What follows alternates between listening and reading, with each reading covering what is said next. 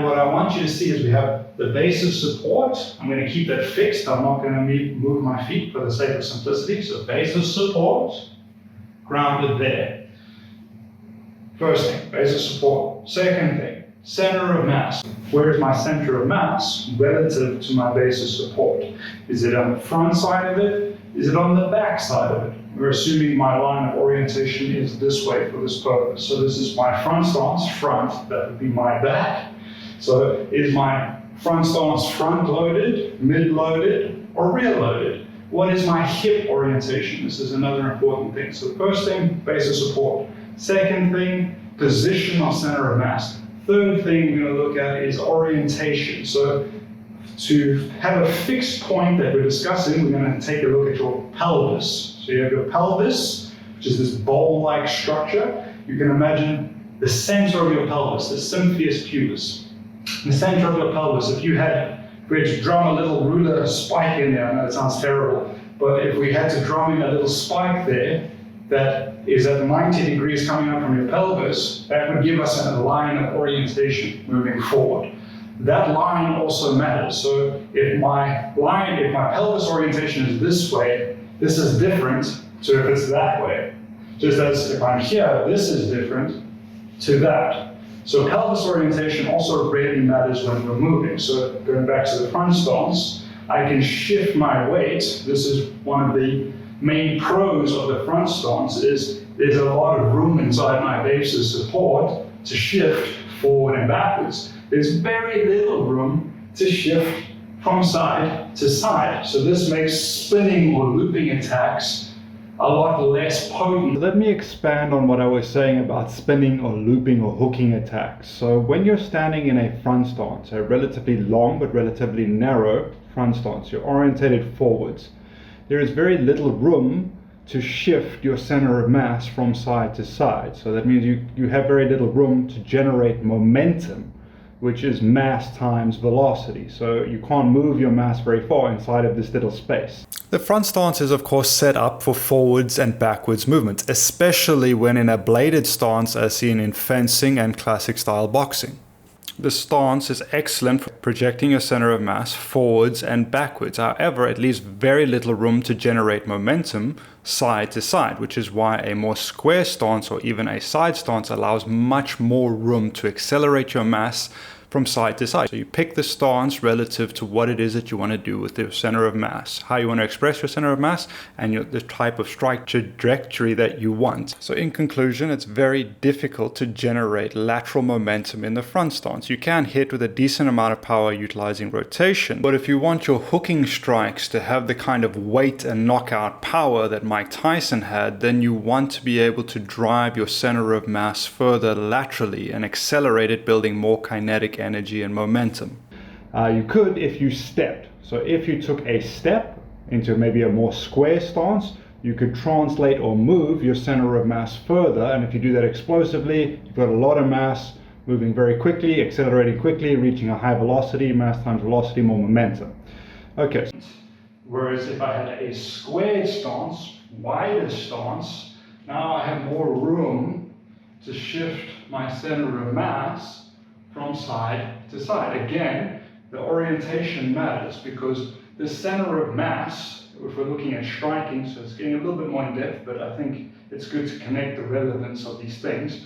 About my center of mass, if I throw a hook, for instance, if you're here, I want to move my center of mass from this side of your body to that side of your body in order to pull my center of mass and capitalize on effective mass, how much of my mass and how much momentum I'm using to hit you. So if I just hit here, my center of mass is staying on this side, that's an arm punch. I'm not going to have much impact. But if I use my hip orientation or my center of mass orientation and I shift it across, so now my center of mass, the position of my center of mass is on this side, I want to move it to this side, but I also want to take it from a forward orientation to a turned orientation. That way I'm using not only this lateral or sideways movement, I'm also using a turning movement. So I'm turning, so I'm shifting my hips and I'm turning my hips. I'm trying to orientate my hands correctly with my hips, but hopefully you get the idea. That way, when I'm this side, I'm going to exaggerate everything massively. So my center of mass is on this side. I shift my weight and rotate my hips, and this way I can get more energy, more momentum. You can do this in a very narrow stance. You can see my hands here, but what happens now is my hand will project forward and turn over almost like a spiral corkscrew motion. This is more of a pop. Same I can do my rear hand, can shoot forward and turn it out. I'm going to do it slowly. Boom.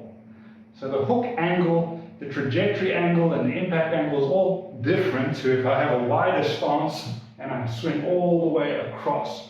Boom, boom, boom. That is a completely different punch using a different stance setup or a different base, because your base gives you how you can move your center of mass with balance. Stepping changes your base and changes how you can move your center of mass with balance and stability. Again, it's difficult to talk about these things without layering in their connection and their relationship, because they all exist together. Hopefully you're following me. Okay, so if you stepped out into a more of a square stance, you could build more momentum into your horizontal strike.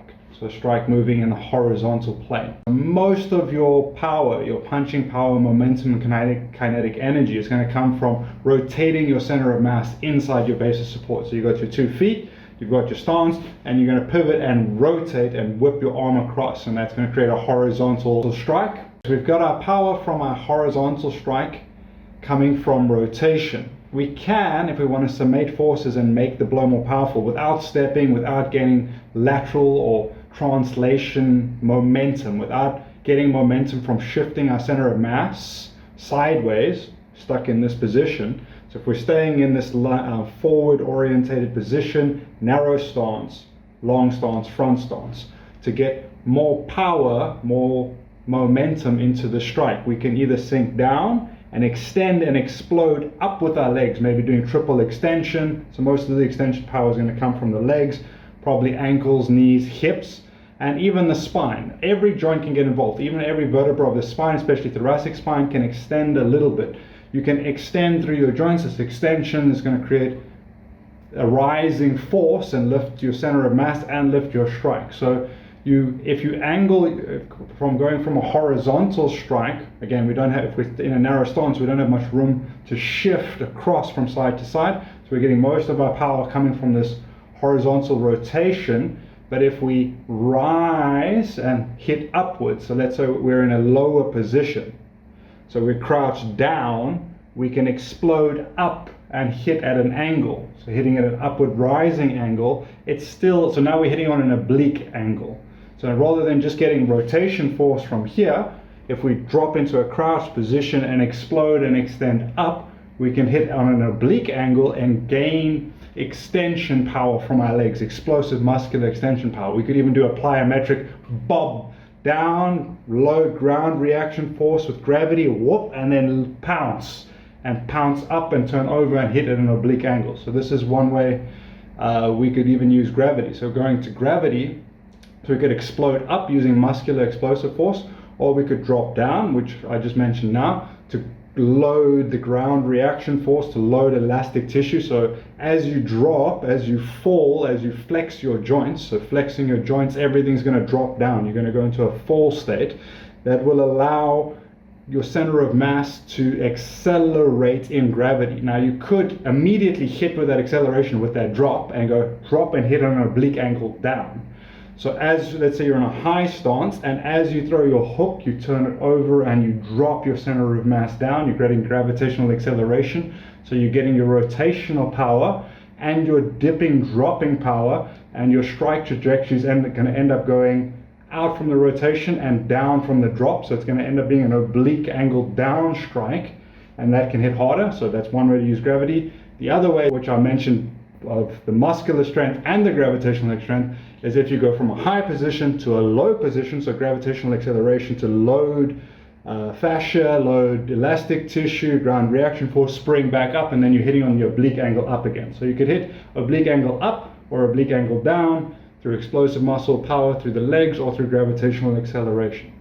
Okay, so those are three ways you could get more power, more momentum into your strike using gravity, extension, and flexion rather than just rotation. Because again, if we don't step out, we don't have much room to shift or translate our center of mass to build momentum that way. So these are other ways we can summate forces to hit more powerfully with more momentum, more opportunity to develop more kinetic energy. So kinetic energy, more mass, traveling faster, more kinetic energy. So we've got momentum, mass times velocity. We've got kinetic energy, I think it's half mass times velocity squared. So more important on the velocity side of things, but we need mass and velocity for both of these. They're both good. Just kinetic energy needs speed. Speed is even better. Okay, so I'm not going to talk about that now. That's another subject for later in the video, another video. Cool, cheers.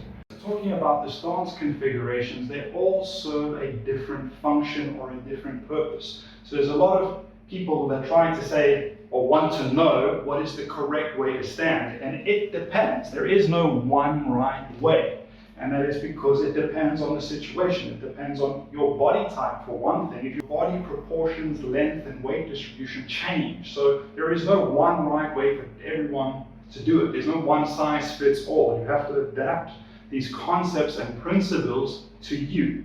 You need to make it your own, literally. You need to adapt it and tailor it to you. So a good coach should be able to teach you these principles, but you need to make it your own. You need to adapt it to your body, your style, the way you move, the way you manipulate the energy, the way you move momentum. You have to make it your own. Okay, so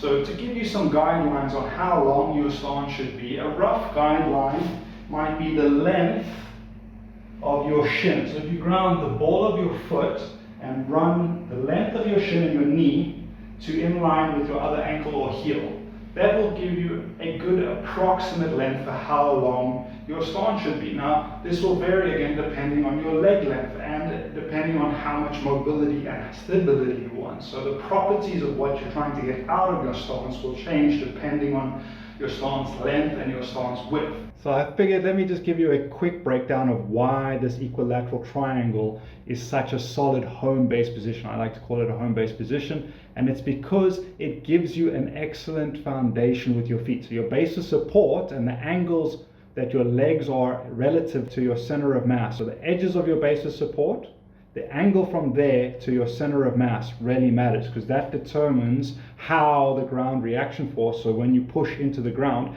how that moves your center of mass. If your feet are too far under you, like directly under you, you go up and down when you straighten and bend your legs. They're very far to the side, they push you from side to side. Obviously, you don't want to go too far because you don't have enough knee bend to actually get good extension. Or I don't want to get too far into the details of that. But this setup that I'm showing you with the equilateral triangle, it is widely or universally considered the best setup to have multi-directional potential, movement potential. So you can move forwards, backwards, left and right, because the angle of your feet relative to your center of mass give you a good drive angle to move. So I'm fully aware that I'm comparing the universal athletic position to a front stance, and I'm doing this intentionally. All right, so the universal athletic position is square. So you can think of your shoulders and your hips are facing on forwards and your feet are out to the side. All right, again, this gives you that good drive angle from your feet, from your base of support. That equilateral triangle gives you the drive angle to your center of mass from the ground. Ground reaction force allows you to push.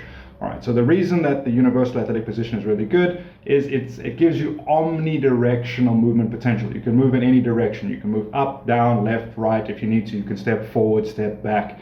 It's a very good middle ground for everything. All right, so the front stance, you can utilize the same principles of ground reaction force and angle of drive. You're just stepping forward with one leg. When you step forward with one leg, you're taking some of that omnidirectional properties out of the stance, and you're orientating yourself in a specific direction. You're becoming more of an arrow.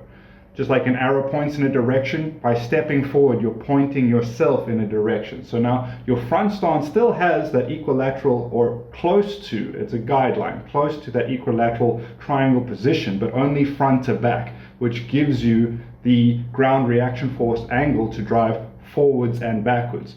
Because you're stepping forward, you're probably going to narrow your stance a little bit, so you're not going to have the same amount of side to side drive. Okay, so I just wanted to clarify, we're using the same principles of angle of drive from the ground to your center of mass. Universal athletic position square, front stance, you're orientating yourself into a specific direction, but you're still using the same concept of how you're driving your center of mass. Now, you can stand very tall. Standing very tall with a narrow or shorter stance allows you to drive your center of mass up and down easier. So, for example, if you're throwing uppercuts, it's more useful to be able to lift your center of mass than it is to be able to drive your center of mass forward. You're trying to create an upwards force. So the expression of your center of mass going up is more important. Same as if you're doing a dropping elbow, being able to drive yourself forward doesn't really help the angle or the trajectory of your strike. Contrary to that, or in contrast to that, if you're throwing like a dropping straight right to the solar plexus, you want to have lateral drive. I know I said dropping, you do want to be able to drop a little bit, but the emphasis is going to be driving your center of mass in a straight line. You're trying to penetrate forward. So now having your feet longer or further apart allows you to get a better angle to drive your center of mass forward to throw the right hand into the solar plexus, let's say. Same concept would be for a front kick. If your feet are very close together, you don't have a good angle of drive to get a very effective angle to throw your front kick in. Spinning back kick, any straight linear strike, a wider stance is you want a stance wide enough to get a good angle of drive to back that strike up, to really give that strike's trajectory good drive. You want to drive your center of mass in that direction to create momentum. Okay, so yeah, how your feet are set up is going to determine how you can move your center of mass, and that's going to determine in what direction your momentum is moving in. Okay, so let me end that off there. I know this is fairly complicated stuff and we could talk for a very long time, but let me stop there. I made some of the most important points there for you. Obviously, you can specialize your stance to sacrifice. So if you go more narrow, you're not going to be able to drive left and right as effectively, but you'll be able to drive forward and backwards more effectively, and you can have more reach. You can expand and reach from your center further because you can counterbalance in the opposite direction. So stance properties will determine what the stance is good and bad for, but this equilateral triangle position is really sound and solid as a home base position to start from. From there, I recommend everyone starts there and then expands out. If you're doing a very specialized sport that requires a different stance, sure, that's another story. Like, you're not going to stand in a square stance in fencing. It's almost, I won't say you would never do it, but chances are very slim you won't. It's just not situationally and circumstantially optimal for what the goal is. Okay, so let me not rant on too much there. I think that summarizes in brief, why this equilateral triangle position is a sound, athletic, universally athletic position for multi-directional movement, good stability, and let's see, yeah, and also it gives you good attack reach on all your limbs. So let me throw that in as well. So you can hit with your left, your right, left and right arms and legs. Yeah. Okay, I could build on this, but no, let's try keep it short and sweet. Okay, cheers.